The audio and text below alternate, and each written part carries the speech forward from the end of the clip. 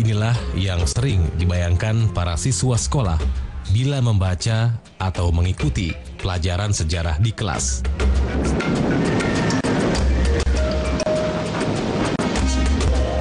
Beginilah upaya para leluhur kita mengusir penjajahan selama 3,5 abad. Benarkah pertempuran merebut kemerdekaan terjadi antara para pahlawan yang berkulit sawo matang melawan musuh yang berkulit putih, bermata biru, dan berambut jagung dari bangsa Eropa? Kulitnya putih. Ya, tinggi-tinggi lah pasti, nggak kayak orang Indonesia. Terus pirang?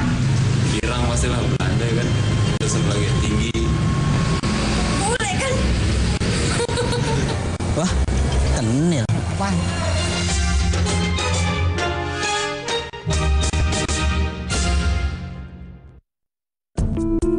Rabu 26 Maret 1873. Dari geladak kapal perang Citadel van Antwerpen, Belanda menyatakan perang terhadap Aceh. Inilah satu-satunya wilayah di Nusantara yang belum ditaklukkan. Dan pada sebuah pagi di hari Senin 6 April 1873, Mayor Jenderal Kohler yang membawa 3.300 bala tentara Hindia Belanda menembakkan meriam pertamanya ke pantai Ulele.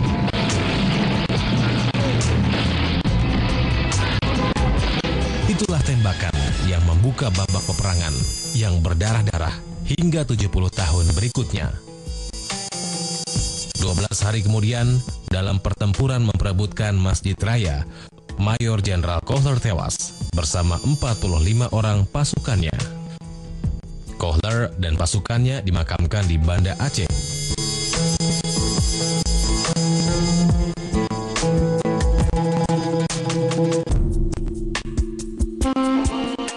Kampanye merebut Aceh dilanjutkan oleh Letnan Jenderal Van Swieten, seorang pensiunan yang diaktifkan kembali.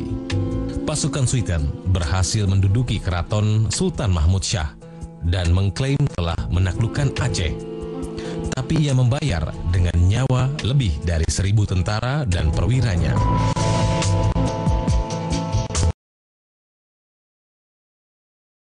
Maret 1942, pasukan Jepang menang mudah atas serdadu-serdadu Knil.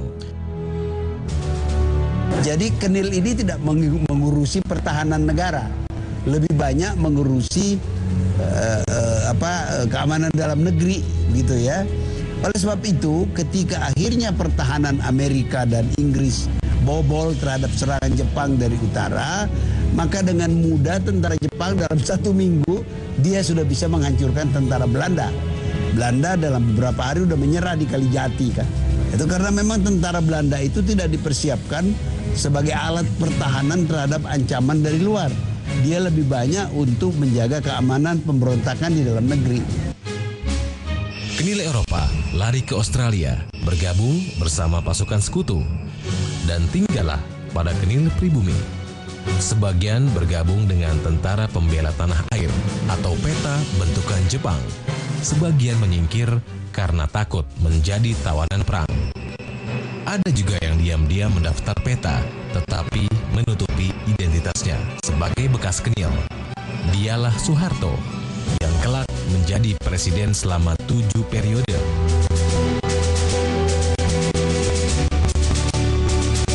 Soeharto mengambil ikatan dinas pendek Knil atau Korpsverband pada Juni 1940.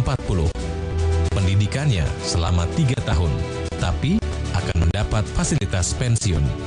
Tentang keterlibatannya di Knil, dalam autobiografinya, Soeharto menulis,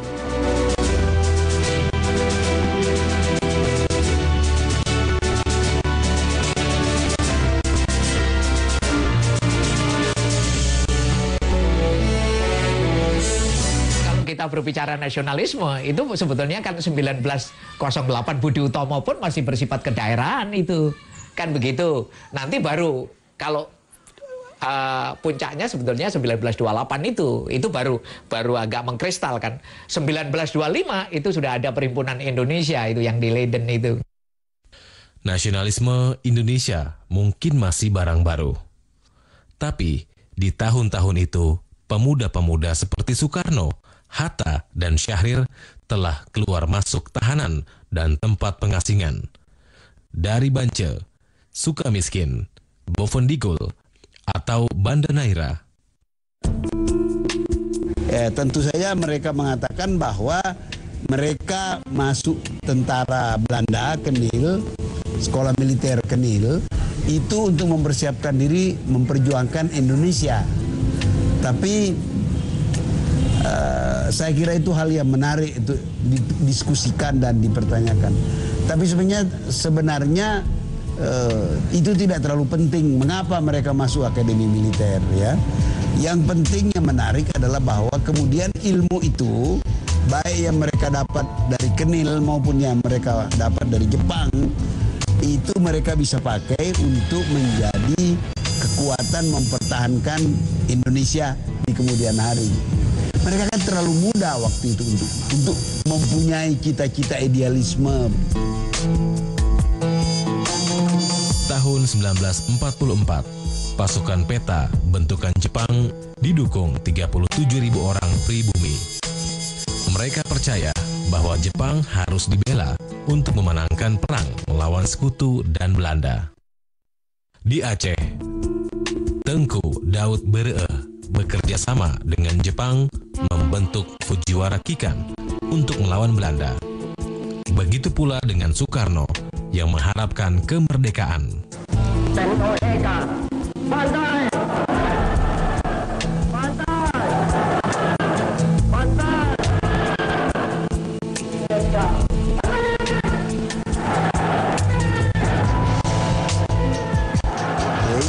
Jadi peta itu dilatih sebagai pasukan gerilya.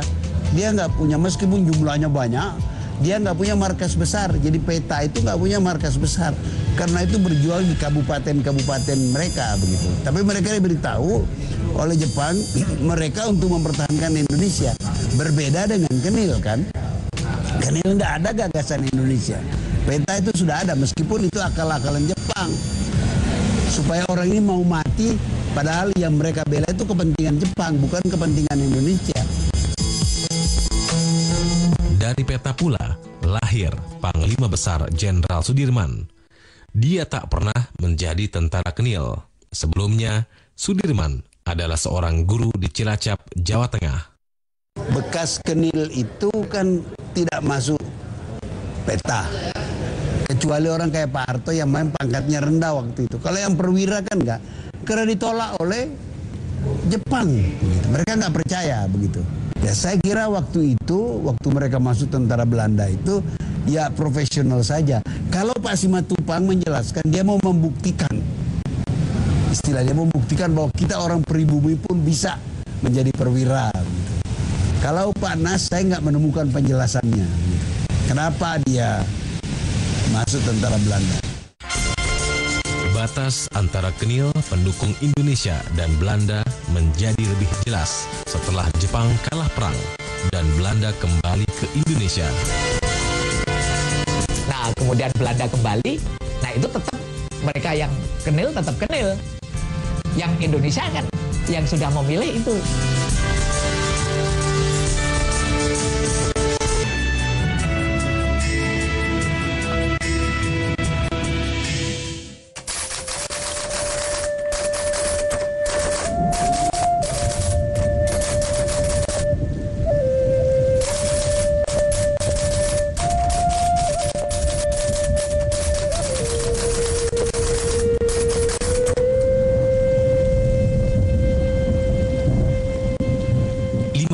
Agustus 1945, Jepang akhirnya kalah dalam Perang Dunia II.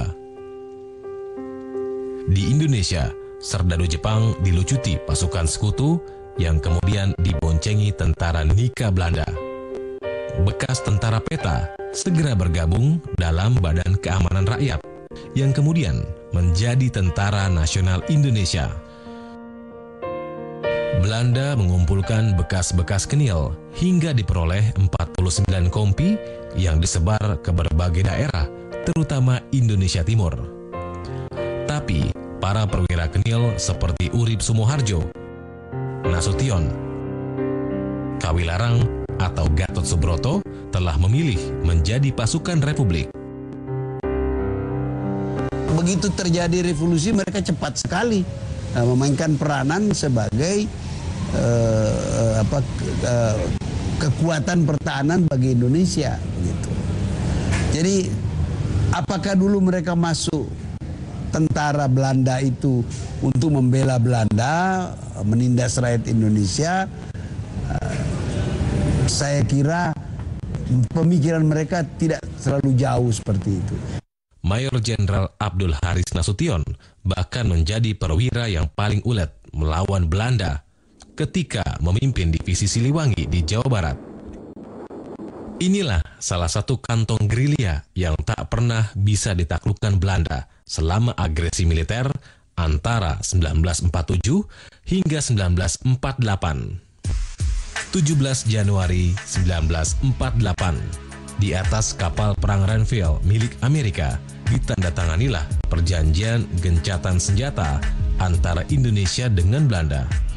Delegasi Indonesia dipimpin Perdana Menteri Amir Syarifuddin, tapi delegasi Belanda juga dipimpin oleh seorang pribumi bernama Abdul Qadir Wijoyo Atmojo, seorang kolonel Knil. Tentang Abdul Qadir, Soeharto yang juga bekas Knil menulis dalam autobiografinya.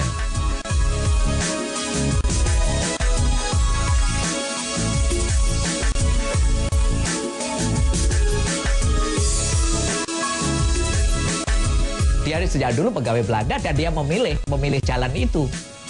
Memilih jalan itu ya kita seperti kita lihat misalnya saja ketika masalah Timur Timur lah. Timur Timur lepas dari Indonesia kan ada juga yang ikut Indonesia, ada yang kemudian memilih kembali ke Timur Timur waktu jajak pendapat itu. Misalnya semacam gitu. Jadi ini adalah suatu pilihan ya. Setelah perjanjian Renville, 35.000 pasukan Siliwangi harus meninggalkan kantong-kantong gerilya di Jawa Barat menuju wilayah Republik Indonesia di Jawa Tengah. Penarikan ini terjadi antara 1 Februari hingga 22 Februari 1948. Dalam proses penarikan, tak jarang mereka bertemu dengan sesama pribumi yang menjadi pasukan Knil. Dalam buku Yogyakarta, 19 Desember 1948, pasukan Siliwangi menjuluki mereka sebagai harus ini kan ada dua kelompok. Jepang masuk, ada yang masuk peta, mereka yang Knil tetap Knil. Yang Indonesia kan yang sudah memilih itu. Dunia dan sejarahnya tak hitam putih. Saat itu ada serdadu Knil Belanda yang justru membelot dan berpihak ke pasukan Siliwangi. Namanya Johannes Cornelis Prinsen. Kelak, ia akan dikenal sebagai aktivis hak asasi manusia yang turut mendirikan Yayasan Lembaga Bantuan Hukum Indonesia atau YLBHI. Prinsen menjadi bekas Knil yang sangat keras mengkritik kebijakan militer rezim Orde Baru yang dijalankan oleh bekas Knil lainnya, Soeharto.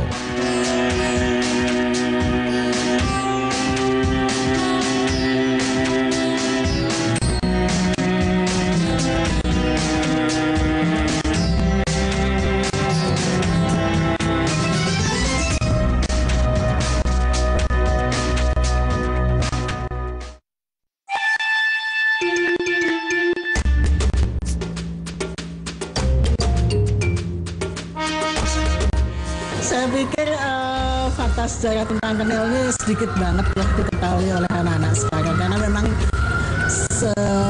karena tidak diajarkan itu barangkali jadi mereka juga pengetahuannya sangat terbatas mengenai itu. Tapi bukan berarti sejarah harus dihapuskan, tidak. Yang jelas bahwa bagaimana sekarang guru atau seorang pengajar mencari jalan dengan waktu yang singkat atau mensiasati agar anak itu bisa paham mengenai sejarah bangsanya sendiri. Seperti kata Djoko Utomo, menjadi serdadu bayaran Belanda, mendukung Jepang, atau bergabung dengan Indonesia adalah soal pilihan, Dan pilihan-pilihan itu telah diambil nenek moyang kita. Kenil ada iya kenil Satuan Negara. Iya, emang ada kenil. Itu orang, dia orang mah. Iya, emang kenil. Enggak, itu tentara Bel. Oh, pernah bang denger bang di SMP. Kenil itu campuran bubur waktu itu kenil. Itu kenil. Kenil.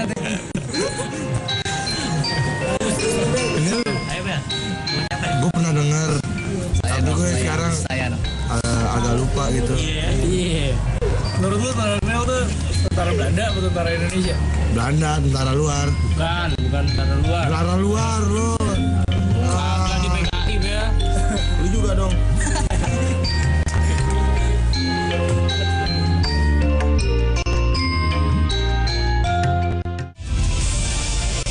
Kompas TV, independen,